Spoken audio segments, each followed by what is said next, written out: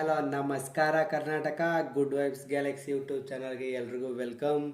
ಏನ್ಗಿರೋ ಇದು 2 ದಿನದ ಹಿಂದೆ ಕೂಡ ಜಸ್ಟು ಕೆ ಎಲ್ ರಾಹುಲ್ ಅವರು 3 ಮ್ಯಾಚ್ನು ಆಡ್ತಾರೆ ಅಂತ ನ್ಯೂಸ್ ಆಗಿತ್ತು. ಬಟ್ ಈಗ ಫಿಟ್ನೆಸ್ ಇಶ್ಯೂಯಿಂದ ಕೆ ಎಲ್ ರಾಹುಲ್ ಅವರು ರಾಜ್ಕೋಟಲ್ಲಿ ನಡೆಯುವಂತಹ 3ನೇ ಪಂದ್ಯಕ್ಕೆ ಅಲೆಬೆರಾಗಿದ್ದಾರೆ.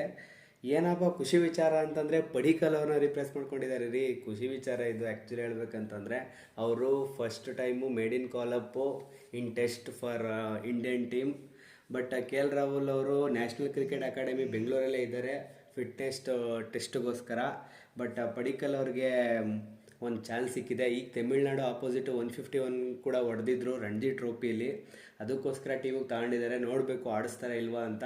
ಬಟ್ ಇಲ್ಲಿ ಏನೊಂದು ವಿಚಾರ ಅಂತಂದರೆ ಇಂಡಿಯನ್ ಸೆಲೆಕ್ಟರ್ಸ್ ಯಾಕೆ ಪುಜಾರ ಅಥವಾ ರಹಾನೆನ ಸೆಲೆಕ್ಟ್ ಮಾಡಲಿಲ್ಲ ಅಂತ. ಮೇ ಬಿ ಯಂಗ್ಸ್ಟರ್ಸ್ಗೆ ಚಾನ್ಸ್ ಕೊಡಬೇಕು ಅಂತ ಇರ್ಬೋದು.